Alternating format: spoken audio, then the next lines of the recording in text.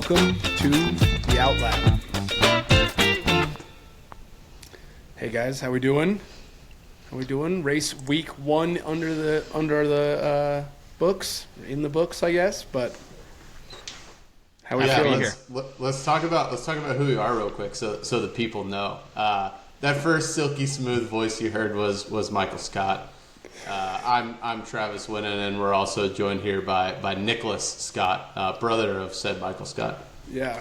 Race director Nick Scott, actually. Yeah. There we go. I like that, boys. We asked for something interesting to happen this season. Wasn't really expecting what we're getting, but something fucking interesting is happening this season. That's for sure. Honestly, the off-track stuff seemingly maybe more interesting than the on-track stuff. We're one race in, so I'm not throwing away the season yet. But yeah, no, some crazy things are definitely happening off track there. So guys, we're going to obviously get into the race a little bit, but I think, given all the off track drama, I think there's some things worth talking about first. First and foremost, I think it's Christian Horner. I think we made some jokes earlier off podcast of what that looks like. It's obviously come to light. He was been, I guess, absolved of all the things at Red Bull. He's stayed in his seat, but Jos Verstappen has said some choice words off, and I think if you hang around the F1 sphere, guys, you've definitely seen some of their clips of them arguing off track, things like that. What's your guys' take on all that? Well, just to start off, I think the biggest thing is during last race weekend, there was a email sent to the majority of the media as well as all the team principals, kind of supposedly having, some screenshots of some text messages from Christian Horner to said employee that had the grievance.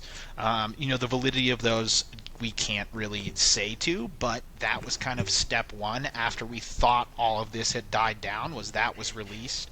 And then shortly thereafter with the Jos Verstappen interview where, he definitely didn't leave his feelings, unsaid. And, you can tell there's definitely some animosity there between Jos Verstappen. To be honest, I wouldn't be surprised if he has a big piece in terms of what is leading to this happening. In my mind, it feels like a little bit of an attempted ousting by Jos of Christian Horner, and then now he's threatening to take Max elsewhere.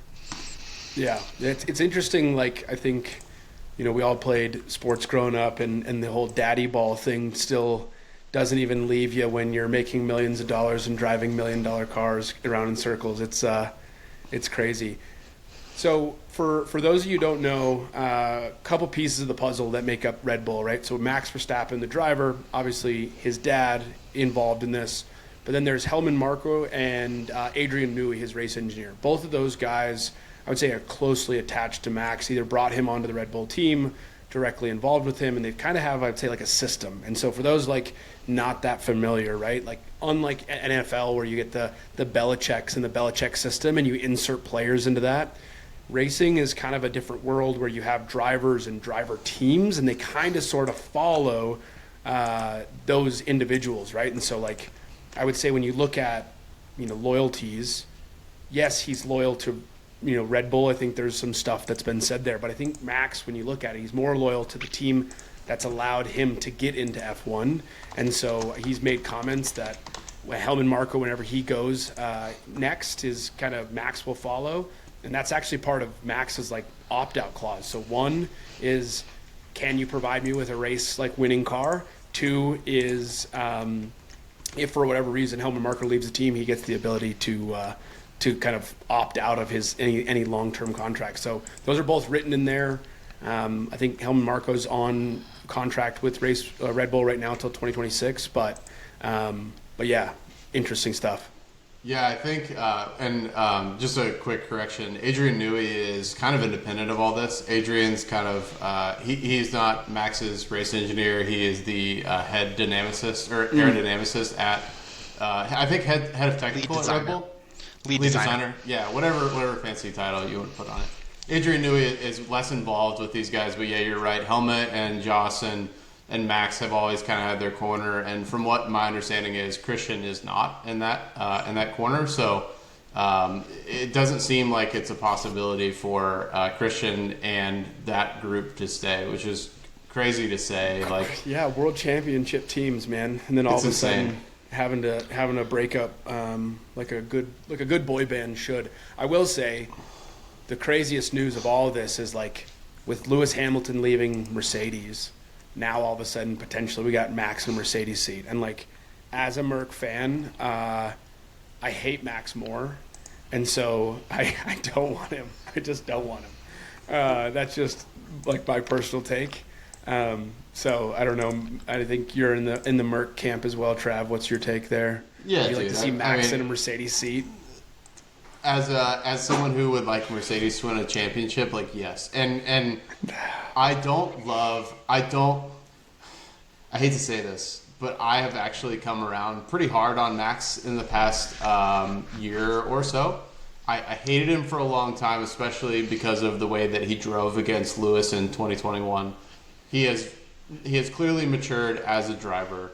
He also seems to be completely immune to the F1 aura, where these guys turn into like little pets for rich people running around, and like doesn't give a shit about any of that. Guy just wants to drive a car, and he wants to drive really, really fast. And like, I kind of love that. And Rachel, my wife, is still very anti-Max, just because he seems to be like, you kind of mentioned the baseball dad, or like the quintessential sports dad that is Jos Verstappen. Max seems to be like the quintessential like kid whose parents bought him too many toys, and like he's just like just kind of like rages about stuff, which I understand, but I feel like he's changed. I would be happy to see him in a Mercedes seat. I wouldn't get a Max like hat or jersey or anything like that. I'm still on George, but I'd be okay with it.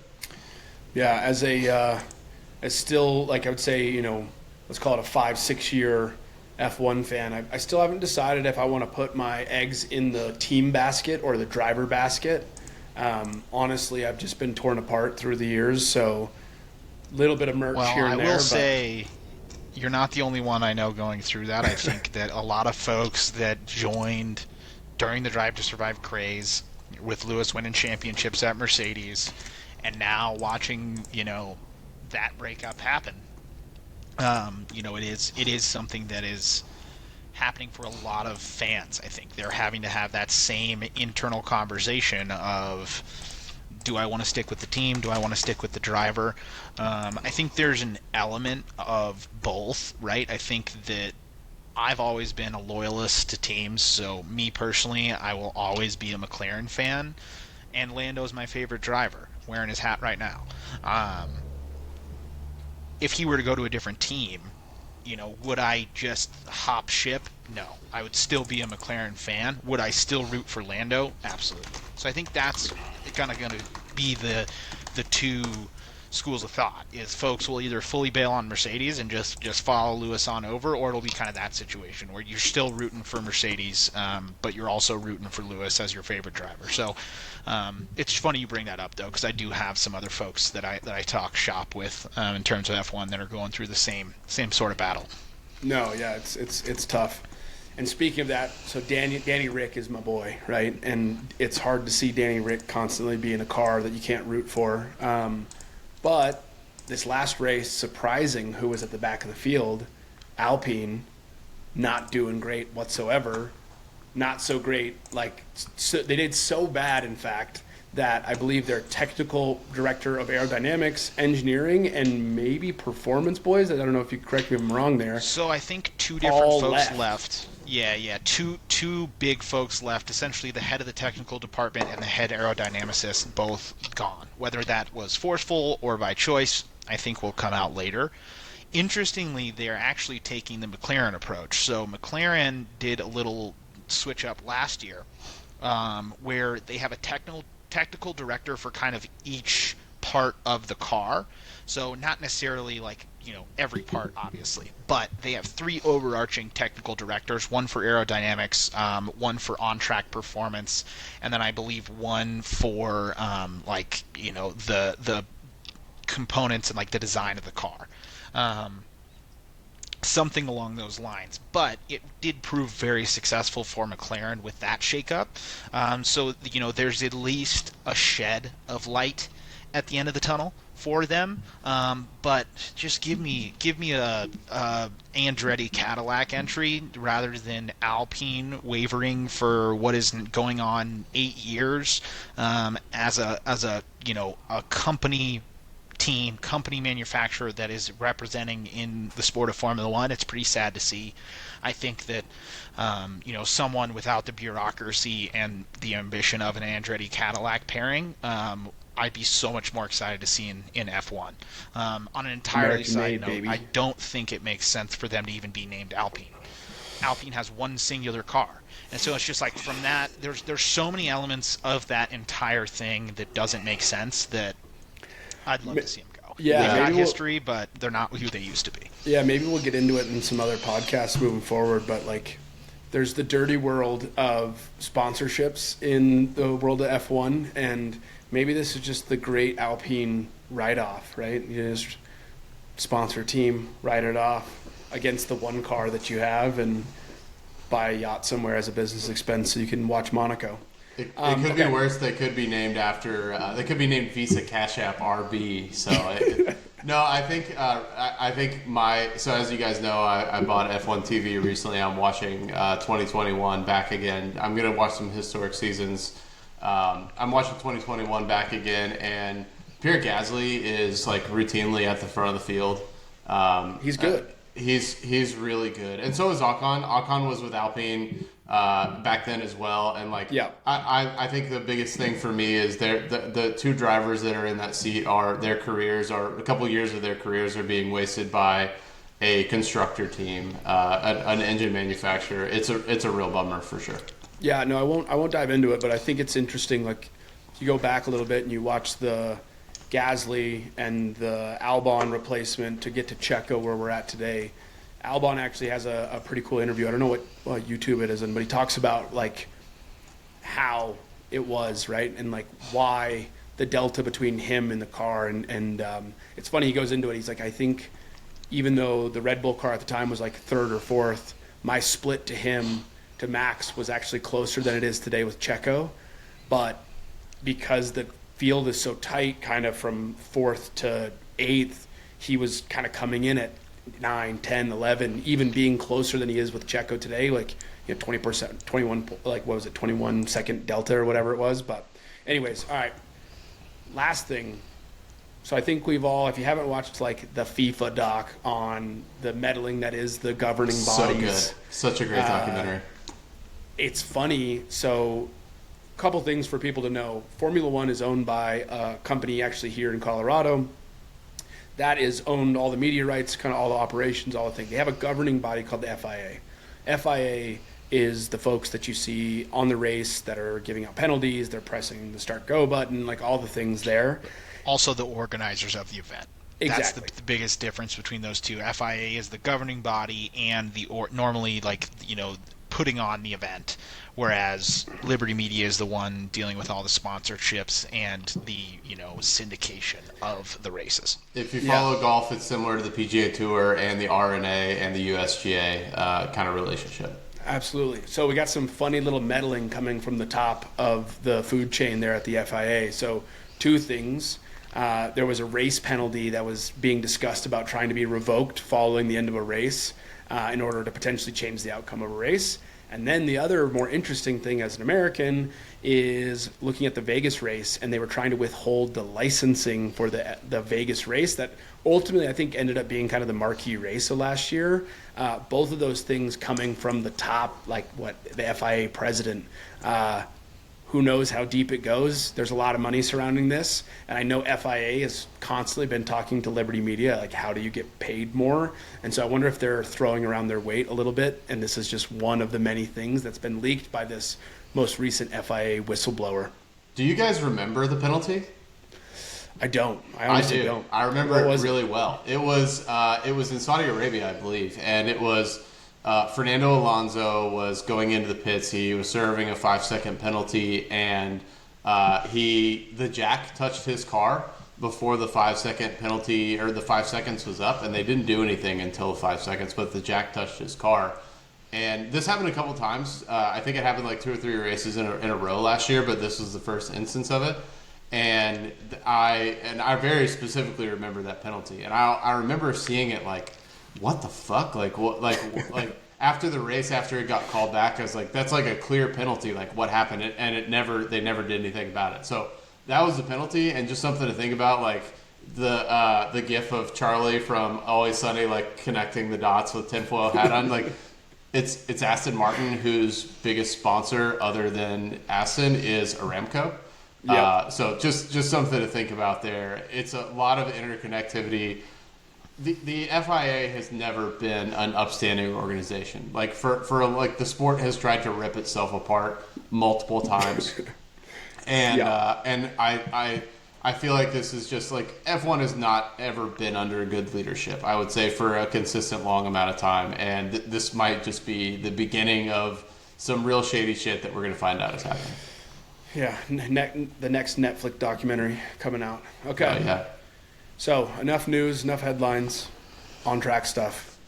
Yeah, let's hop into the race. So, real quick on quali, there are some things that I wanted to call out. First of all, really boring race. Like, I love F1. It was a really tough watch. I was really excited.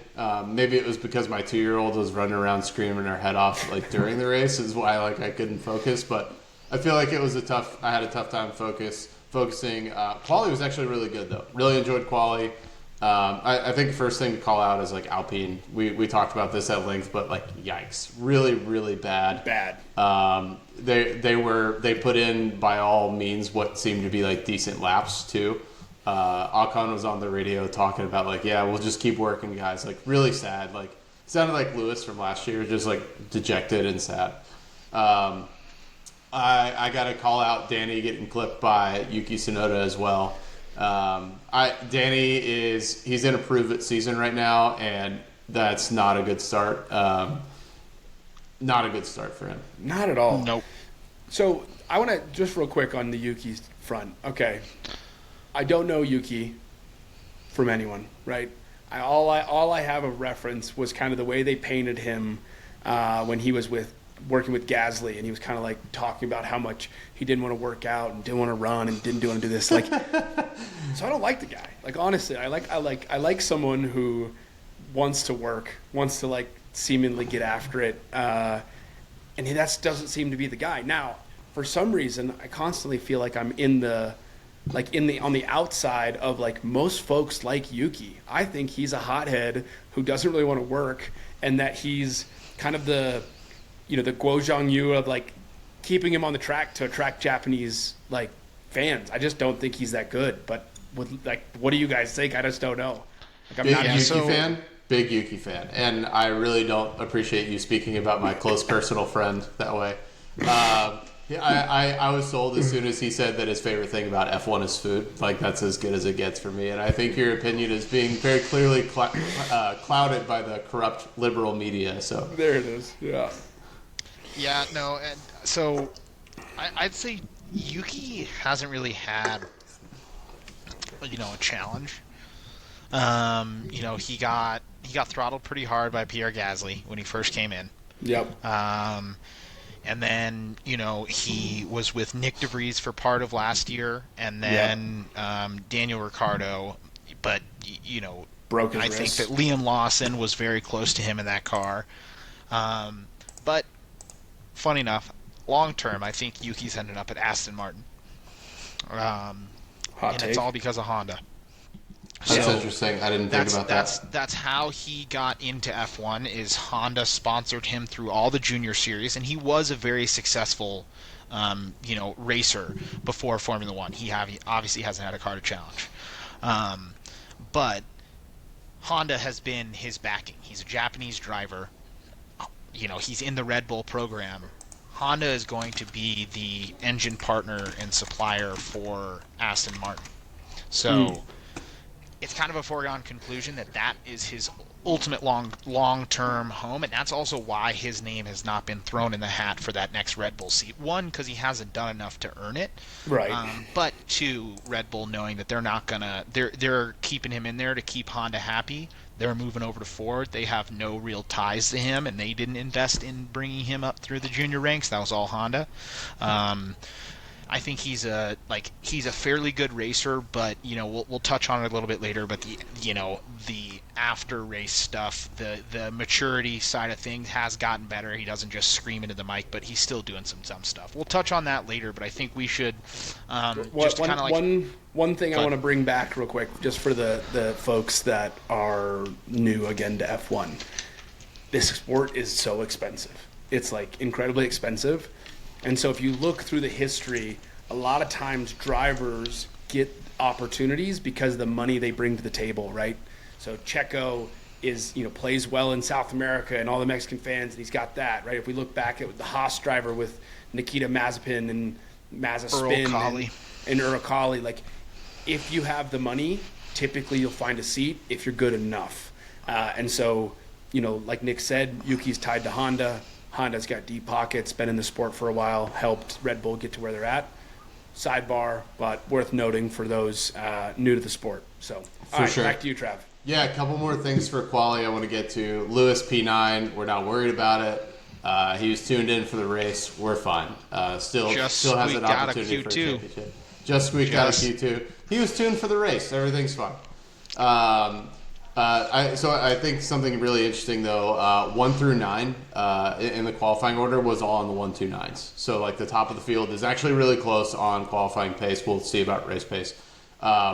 Speaking of pace, and I know we'll get into this a little bit more after we talk about the race, but Charles Leclerc's Q2 lap was faster than Max's pole lap. So Ferrari seems to have some real pace, both qualifying and the race for sure.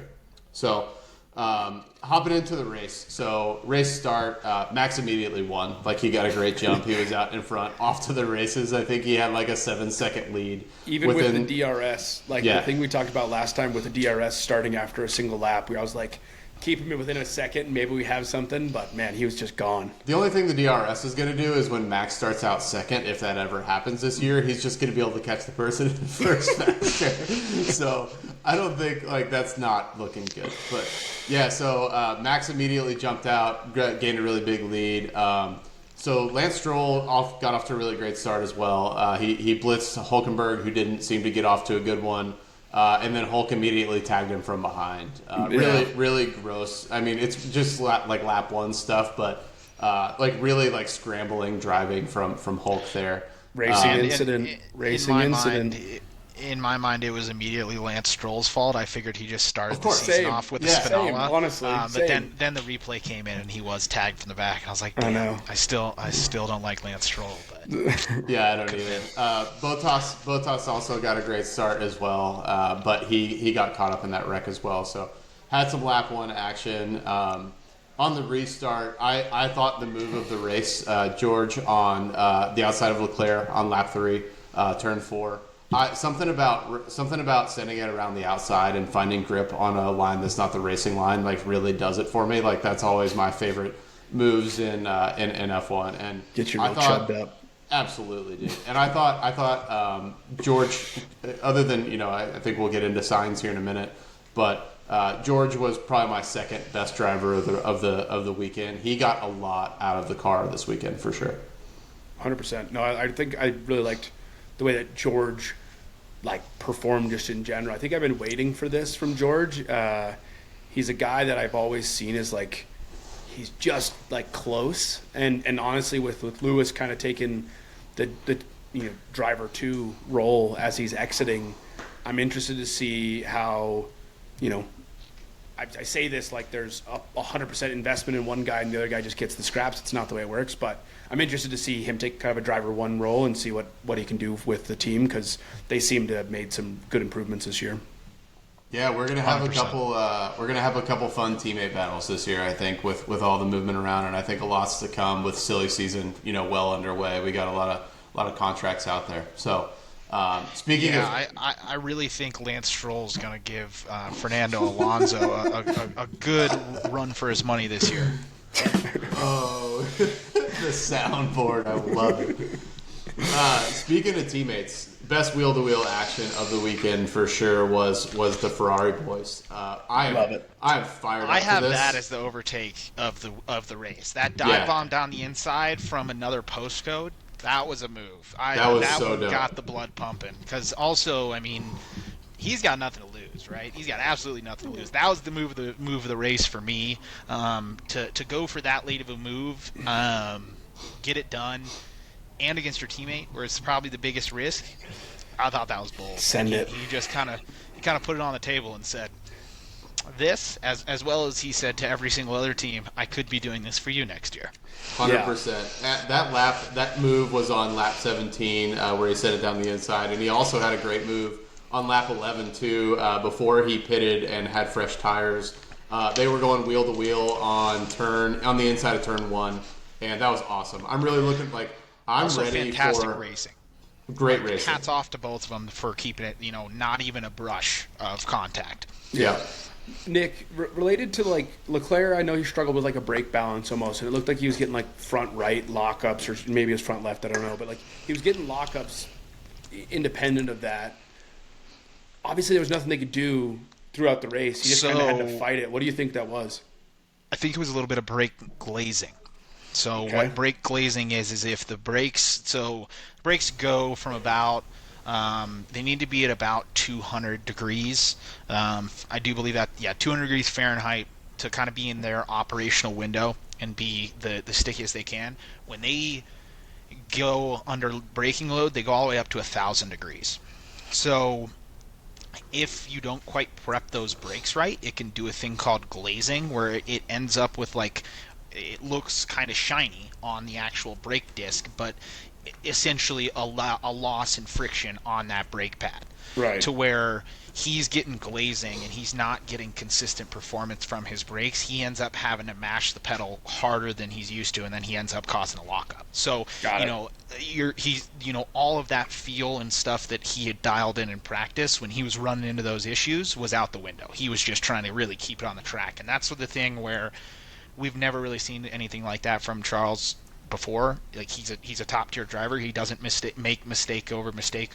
So that showed me that there was something going on Mechanical, there. Yes, he may have made a mistake to cause that to happen, but once I saw it happening time over time, I was like, there's something going on here, and then it kind of normalized after he got through that kind of brake glazing period. Speaking of more mechanical issues, Mercedes, obviously engine supplier, and seemingly they're the only team that suffered the consequences of their own power units. Yeah, I noticed that as well. I think it had a lot to do. It was really impressive to me in two things before we talk about Mercedes, that both Mercedes and Ferrari figured it out mid-race. I think that's one of the coolest things about F1 is what they can do on the pit wall to adjust cars mid-race. It always blows my mind. I think about when I'm out driving and my maintenance light came on a trip home from Knoxville, and I'm like, I'm just gonna be stuck here. I'm gonna live here on the side of the road. And these guys are able to do that in real time. Mercedes, same deal. George and I think Lewis, it kind of popped up with Lewis first, where he had 0% battery halfway through the lap, which it was really interesting. And George, a lot of lift and coast for them at the end of the race. So definitely interested in seeing how that changes. The other thing too is this was not a challenging race from a condition standpoint. It was not hot. Some really interesting things to look for in terms of reliability. Nick, why would that reliability have changed? The engine regs are the same. Could aero affect that? You got to think about how much packaging that Mercedes changed year over year because they had the zero pods. They switched all of that stuff up.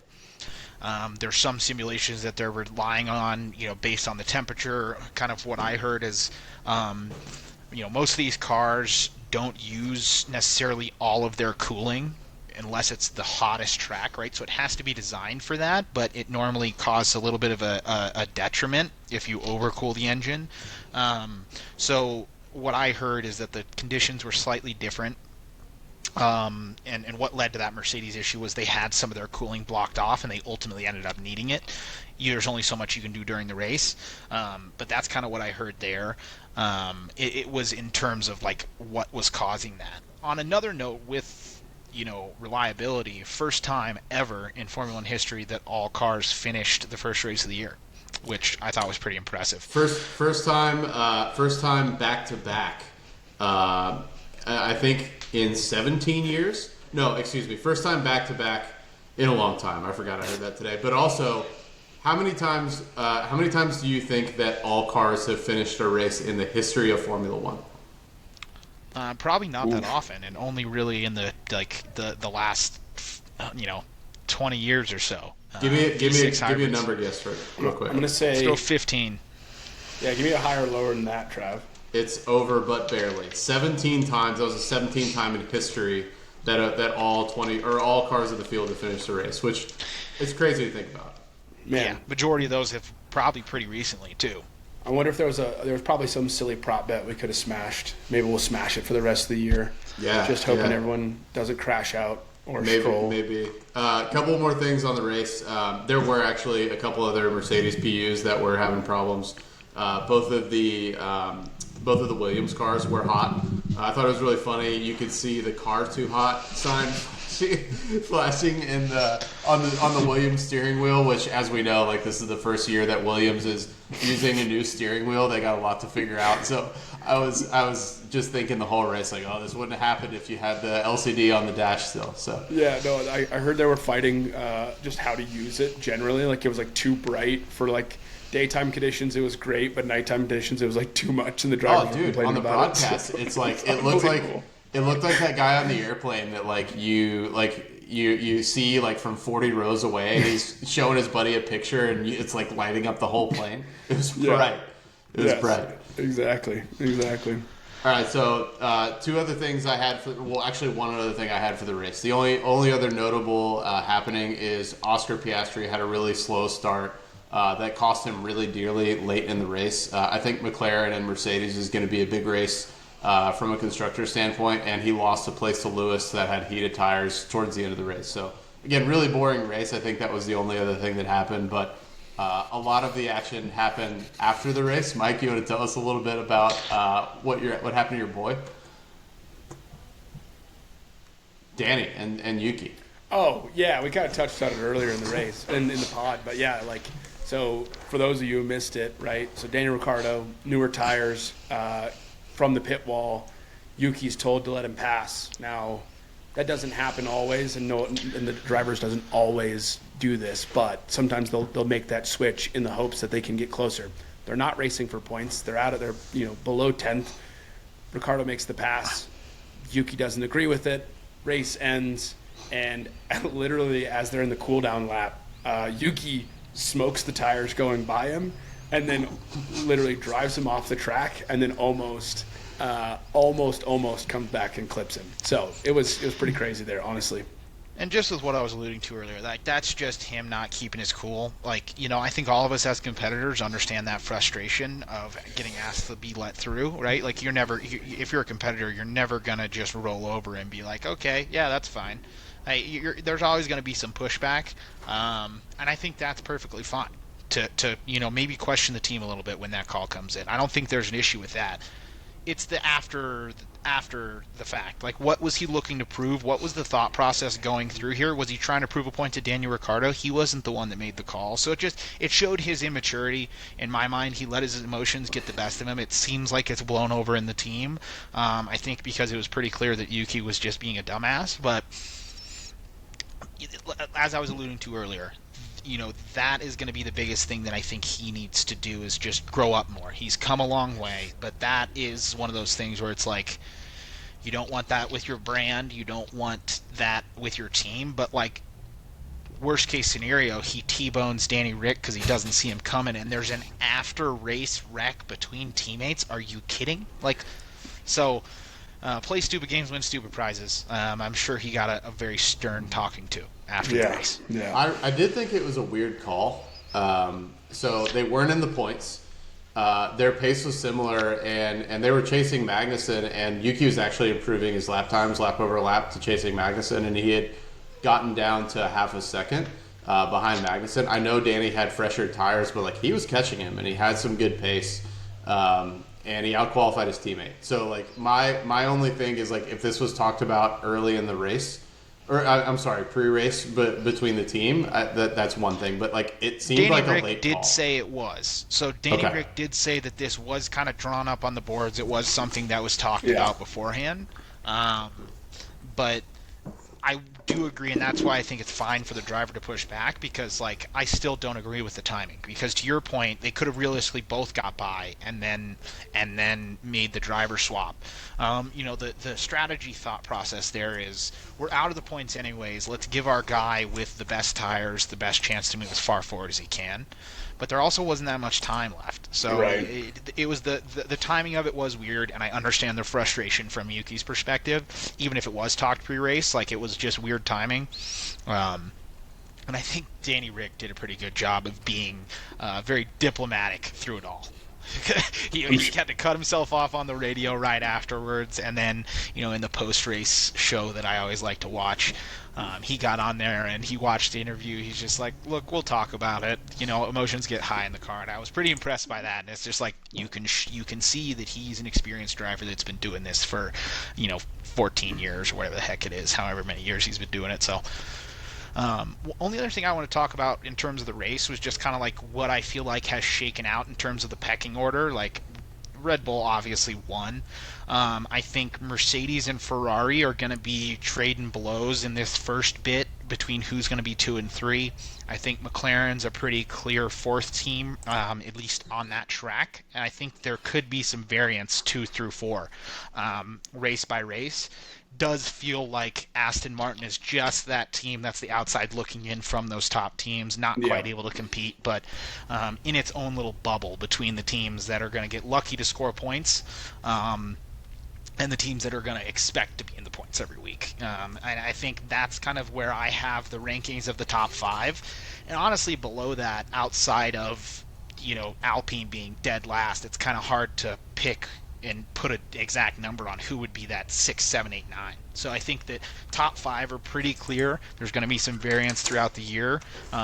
Number 10 is pretty clear, but there's going to be some good racing. Like I really do think there's going to be some really, really good racing this year from the 9th team through the 2nd team. We're going to have a lot of close races this year. Yeah, so I just wanted to touch on that.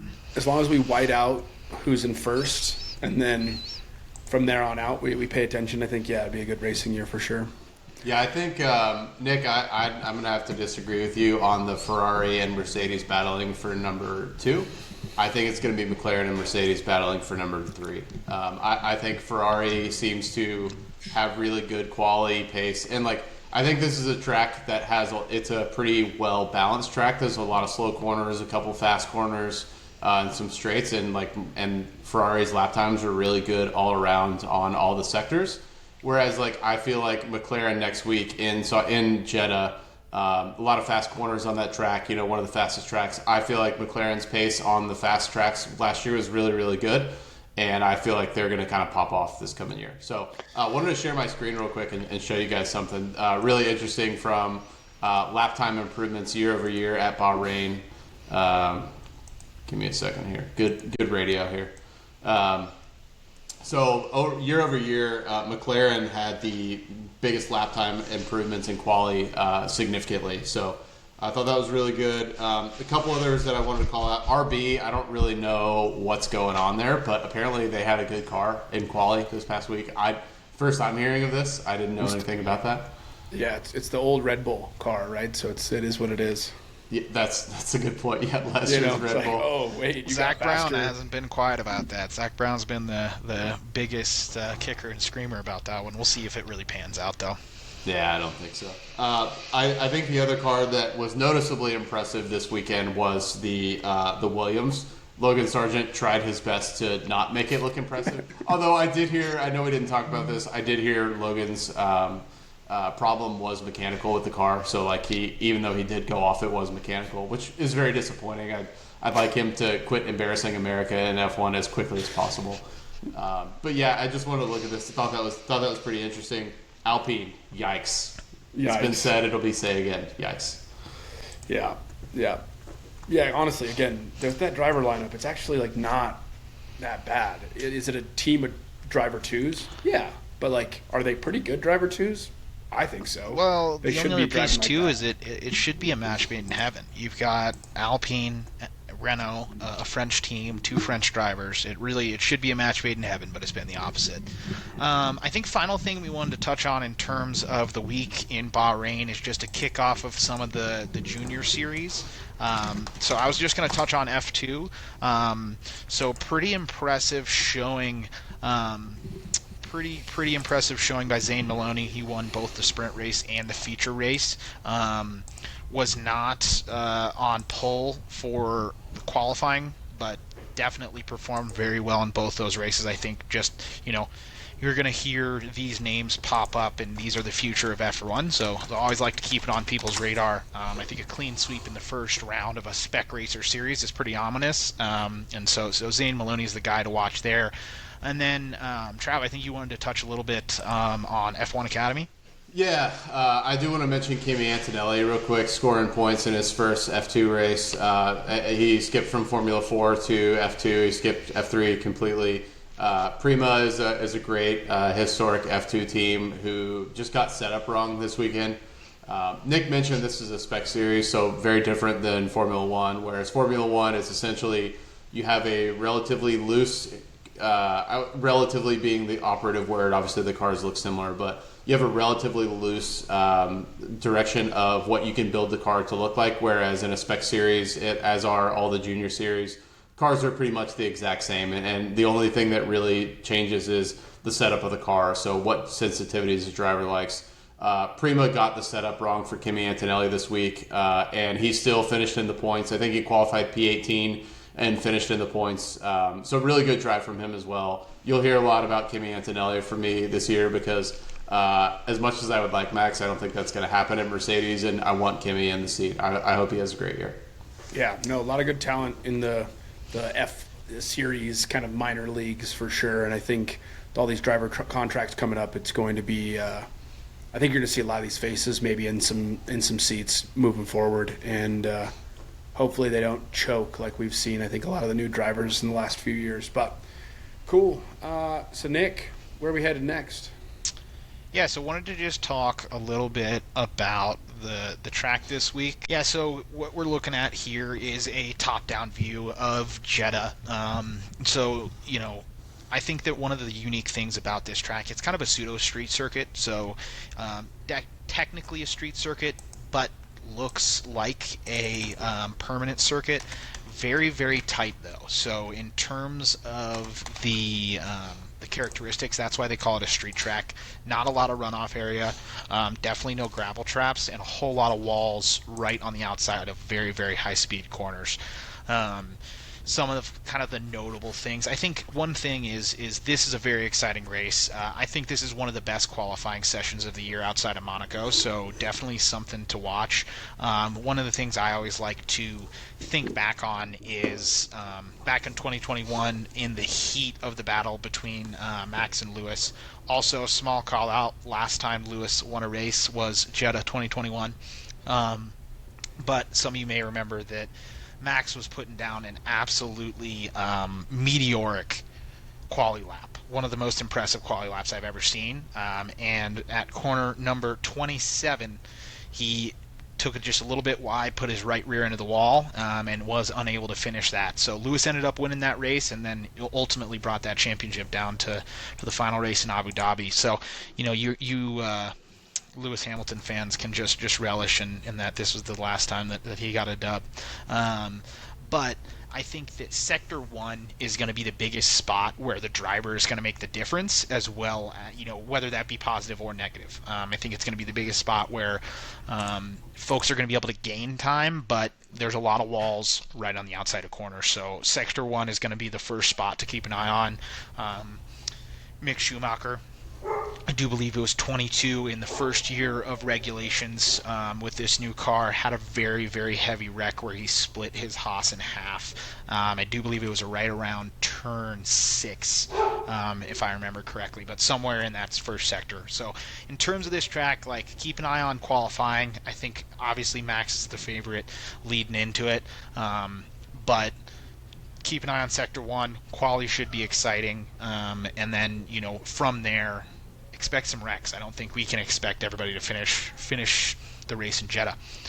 And then, as you'll see on our channel as well, we just put up a little track breakdown. So it's me on the F1 2023 game, walking you through a hot lap of Jeddah, breaking down kind of where some of the tricky points are, what gear they're going to be in, and what are some of the things the drivers are thinking of.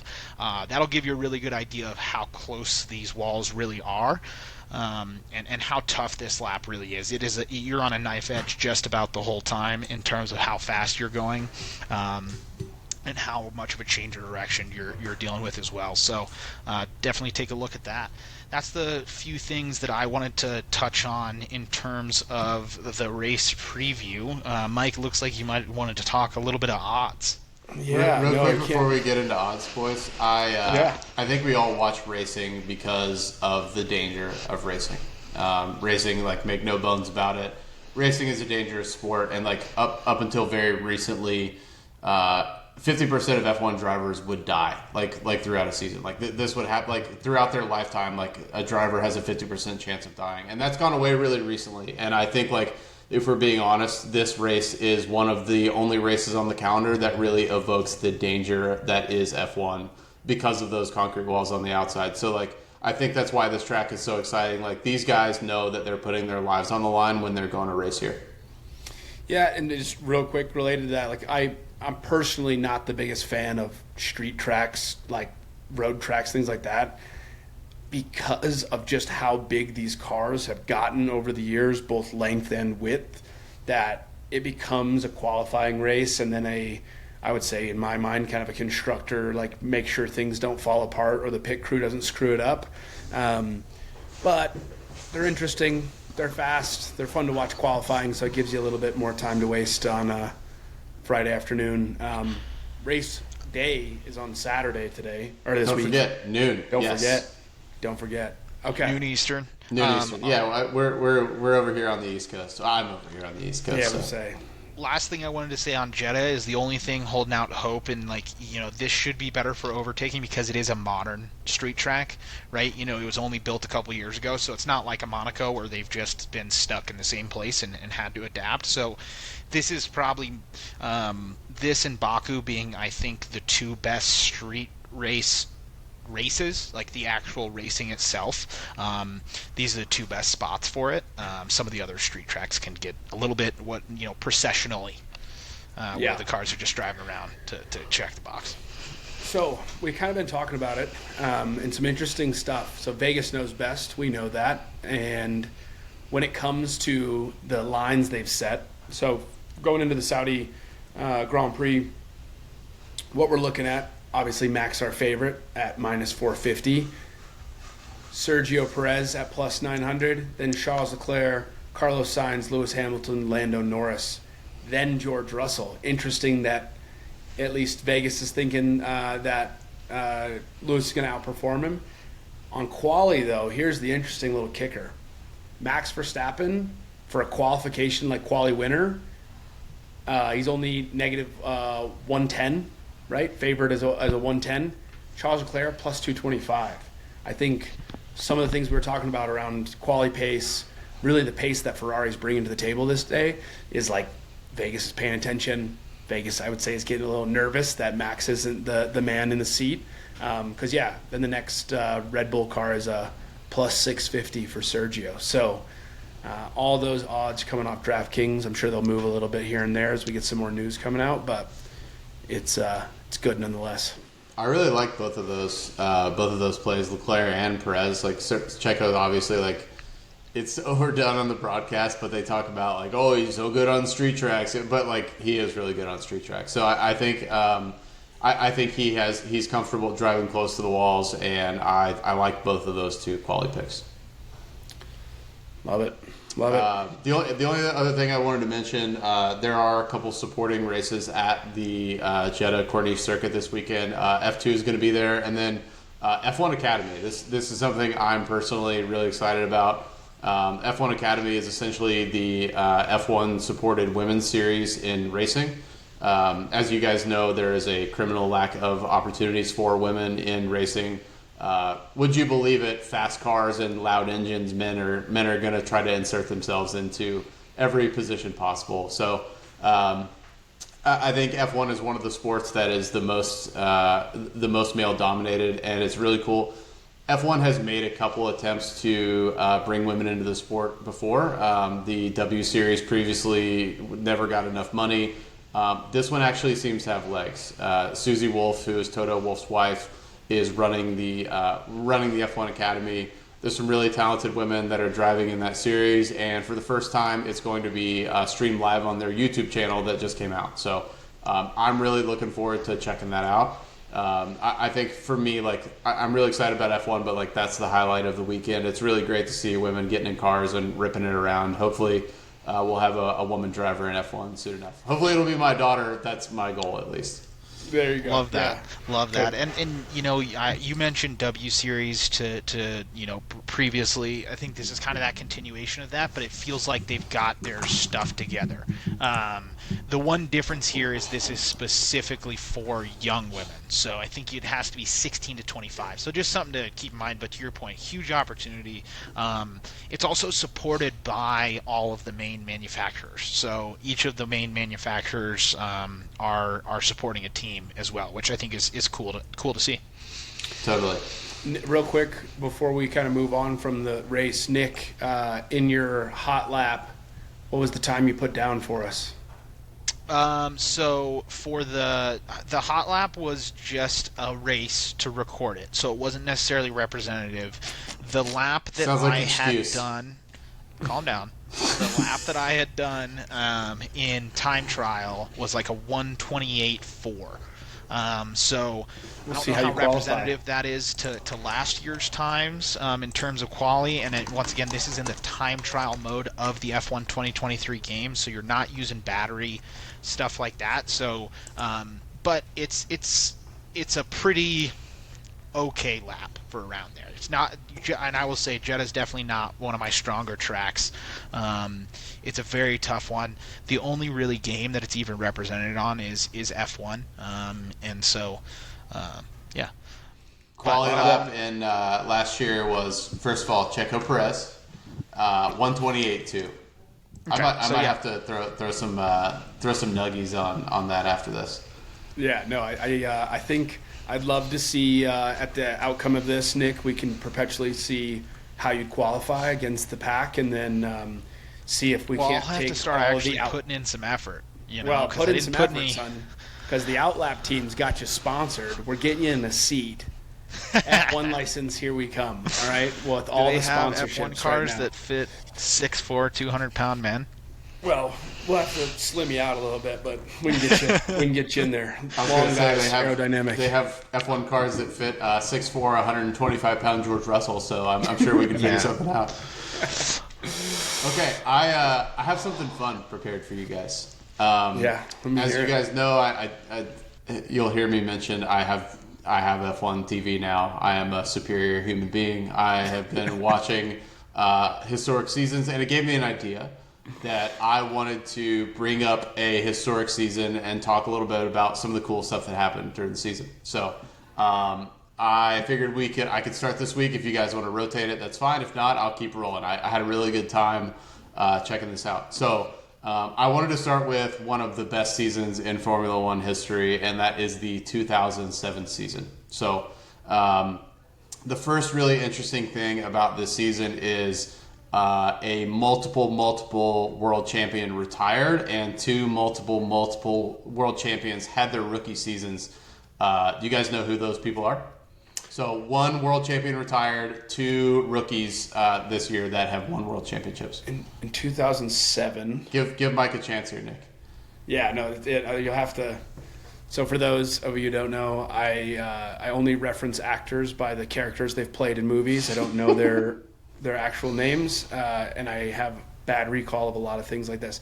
But I'm going to guess, if I'm a guessing man, 2007, Sebastian Vettel. maybe. Absolutely. Sebastian Vettel Okay. is one of the rookies. One of the rookies. Let's go Lewis Hamilton. Yes. Boom. And Who retired? The man who retired, because he's always retiring, Alonso. I don't know. So the person that retired was the GOAT, Michael Schumacher.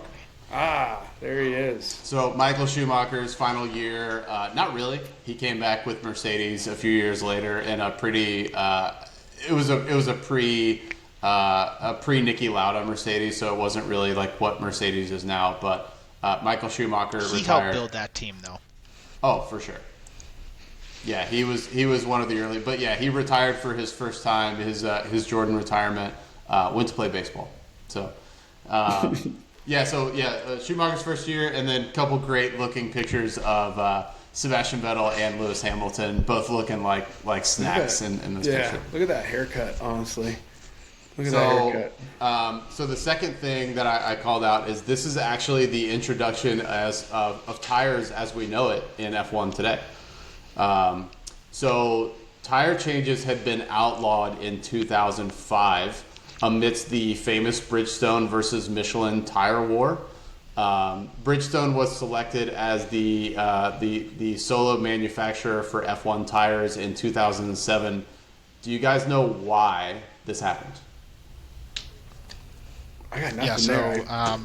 it was really the Indy 500 of the previous season. There it is, 6 cars on Absolutely. the track, because I believe the Goodyear runners could go, or the Goodyear's runners couldn't go, and the Bridgestone Michelin. runners could. It was Michelin. There we go. So there were 2 cars. So the 2005 USGP was held at Indianapolis, which it's awesome to watch F1 cars go around Indy. The sound in particular is really cool. But so there were during the quali and practice.